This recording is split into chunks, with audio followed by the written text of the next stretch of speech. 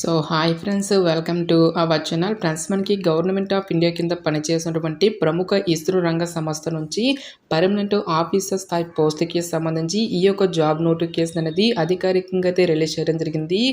ఈ యొక్క పోస్ట్కి సెలెక్ట్ అయినటువంటి క్యాడ్స్కి మంత్లీ వచ్చరికి 1 lakh వరకు కూడా శాలరీ అనేది రావడం జరుగుతుంది గైస్. ఎలాంటి ఎగ్జామినేషన్స్ అంటూ కూడా మనకి ఏమి కూడా కండక్ట్ అయితే చేయరు. ఈ విధంగా ఈ యొక్క నోటిఫికేషన్కి సంబంధించి కంప్లీట్ డీటెయిల్స్ అన్నిటినీ కూడా ఈ యొక్క వీడియోలో డిస్కస్ అయితే చేద్దాం. సో ఎవరు కూడా స్కిప్ అయితే చేయదు గైస్. ఫస్ట్ టైం మన ఛానల్ని విజిట్ చేస్తున్నట్లయితే కనుక సబ్స్క్రైబ్ అయితే చేసుకుని బెల్ ఐకాన్ కూడా యాక్టివేట్ చేసి పెట్టుకోండి. ఇంకా ఎవరైనా వీడియోని లైక్ చేయనట్లయితే కనుక డెఫినెట్గా వీడియోని లైక్ చేసేటువంటి ప్రయత్నం అయితే చేయండి గైస్.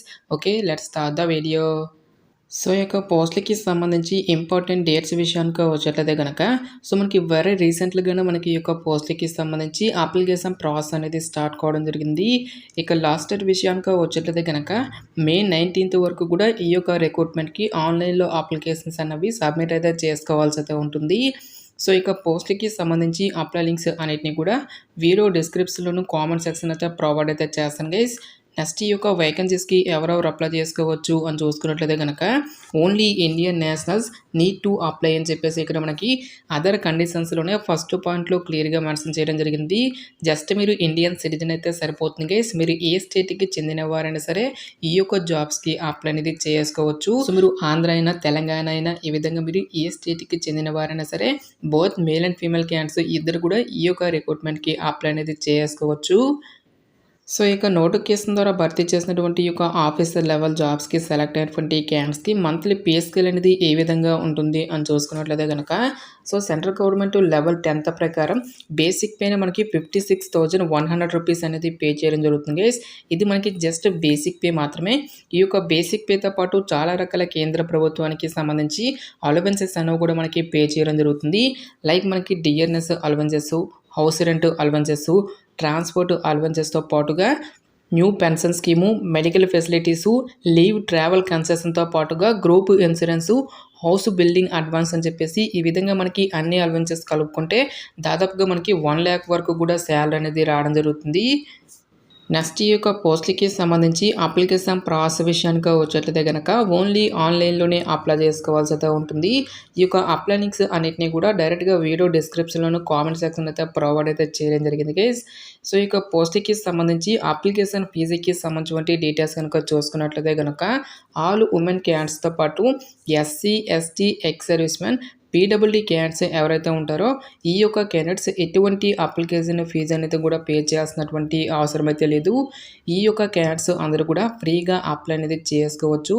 సో రిమైనింగ్ కేటగిరీకి చెందినటువంటి క్యాండిడేట్స్ అందరూ కూడా 250 రూపీస్ అప్లికేషన్ ఫీజు అనేటువంటి దాన్ని ఆన్లైన్లో పే చేయాల్సి అయితే ఉంటుంది. నెక్స్ట్ ఈ యొక్క పోస్ట్లకి అప్లై చేసుకోవడానికి మీకు ఉండాల్సినటువంటి ఏజ్ లిమిట్ విషయానికి వచ్చేట్లయితే కనుక May 19th, 2025 నాటికి మీకు మినిమం ఏజ్ అనేది 18 years అయితే కంప్లీట్ అయి ఉండాలి. జనరల్ అభ్యర్థులు వచ్చేసరికి 28 years వరకు కూడా అప్లై అనేది చేసుకోవచ్చు.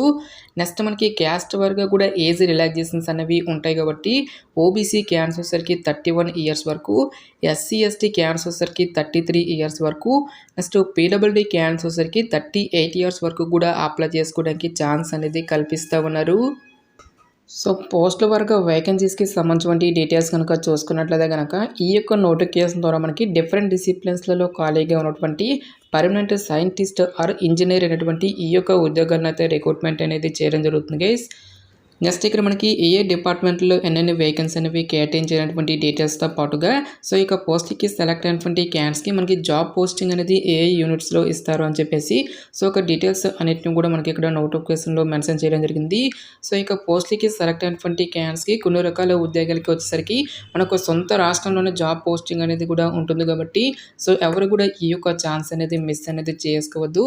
సో ఎలక్ట్రానిక్స్ డిపార్ట్మెంట్లో టోటల్గా మనకి 22 నెంబర్ ఆఫ్ వేకెన్సీస్, నెక్స్ట్ మనకి మెకానికల్ విభాగంలో మనకి 33 వేకెన్సీస్, కంప్యూటర్ సైన్స్ అండ్ విభాగంలో మనకి టోటల్గా 8 నెంబర్ ఆఫ్ వేకెన్సీ అనేవి కేటాయించడం జరిగింది.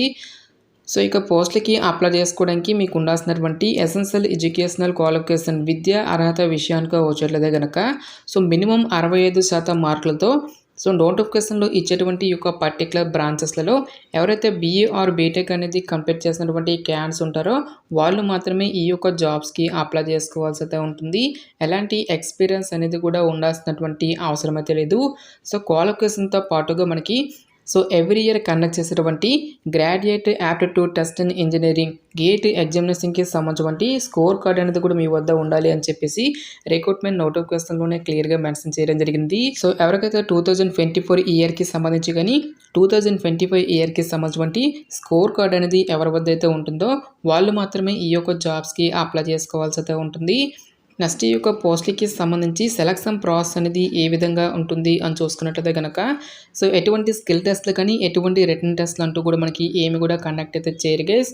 మీకు గేట్ ఎగ్జామినేషన్‌లో వచ్చేటువంటి మార్క్స్‌తో పాటుగా మీకు ఎడ్యుకేషనల్ క్వాలిఫికేషన్‌లో వచ్చేటువంటి మార్క్స్‌ని బేస్ చేసుకొని అభ్యర్థులను అయితే షార్ట్ లిస్ట్ అయితే చేయడం జరుగుతుంది. ఈ విధంగా ఎవరైతే షార్ట్ లిస్ట్ అయినటువంటి క్యాండిడేట్స్‌కి ఫర్దర్‌గా మనకి ఇంటర్వ్యూ అనేది కండక్ట్ చేసేసి ఈ యొక్క వేకెన్సీస్‌కి ఎంపిక అనేది చేయడం జరుగుతుంది. నెంబర్ ఆఫ్ క్యాండిడేట్స్ ఈ యొక్క రిక్రూట్మెంట్‌కి అప్లై చేసినప్పుడు మాత్రమే మనకి రిటన్ ఎగ్జామినేషన్ అనేది కండక్ట్ చేసేటువంటి ఛాన్స్ అనేది ఉంటుంది. మ్యాక్సిమం మనకి ఇంటర్వ్యూ ద్వారానే ఈ యొక్క వేకెన్సీస్‌కి ఎంపిక చేసేటువంటి ఛాన్స్ అనేది ఉంటుంది గైస్. ఈ విధంగా మనకి ఈ యొక్క పోస్ట్‌కి సంబంధించి సెలక్షన్ ప్రాసెస్ అనేది కంప్లీట్ అయితే చేయడం జరుగుతుంది. ఇటువంటి నోటిఫికేషన్స్ అనేవి మనకి గవర్నమెంట్ నుంచి చాలా అంటే చాలా అరుదుగా మనకి రిలీజ్ అవుతూ ఉంటాయి. ఈసారి గనుక ఈ యొక్క ఛాన్స్ అనేది మీరు మిస్ చేసుకున్నట్లయితే గనక మరికొన్ని సంవత్సరాల పాటు కూడా మీరు వెయిట్ చేయాల్సి అయితే ఉంటుంది కాబట్టి క్వాలిఫికేషన్ ఉన్నటువంటి ప్రతి ఒక్క క్యాండిడేట్ కూడా ఈ యొక్క రిక్రూట్మెంట్‌కి అప్లై అనేది చేసుకోండి. ఇక జాబ్ నోటిఫికేషన్ అనేది మనకి ఎక్కడి నుంచి వచ్చింది అని చూసుకున్నట్లయితే గనక government of India department of space కింద పనిచేస్తున్నటువంటి Indian space research organisation ISRO రంగ సంస్థ నుంచి అఫీషియల్గా రిలీజ్ అయినటువంటి యొక్క పర్మనెంట్ ఆఫీసర్ స్థాయి పోస్ట్కి సంబంధించినటువంటి job notification details interest eligible candidates డెఫినెట్గా ఈ యొక్క రిక్రూట్మెంట్‌కి అప్లై అనేది చేసుకోండి. ఇక పోస్ట్‌లకి సెలెక్ట్ అయినటువంటి క్యాండిడేట్స్‌కి జాబ్ పోస్టింగ్ అనేది కూడా మన యొక్క సొంత రాష్ట్రాల్లోనే ఉంటుంది కాబట్టి డెఫినెట్‌గా ఈ యొక్క ఆపర్చునిటీని యూటిలైజ్ అయితే చేసుకోండి. నెక్స్ట్ ఈ యొక్క నోటిఫికేషన్‌కి సంబంధించినటువంటి లింక్స్ అన్నిటిని కూడా వీడియో డిస్క్రిప్షన్‌లోను కామెంట్ సెక్షన్ అయితే ప్రొవైడ్ అయితే చేస్తాను గైస్. ఇంకా నోటిఫికేషన్‌కి సంబంధించి మీకు ఎటువంటి డౌట్స్ వచ్చినా సరే నాకు కామెంట్ సెక్షన్‌లో కామెంట్ అయితే చేయండి.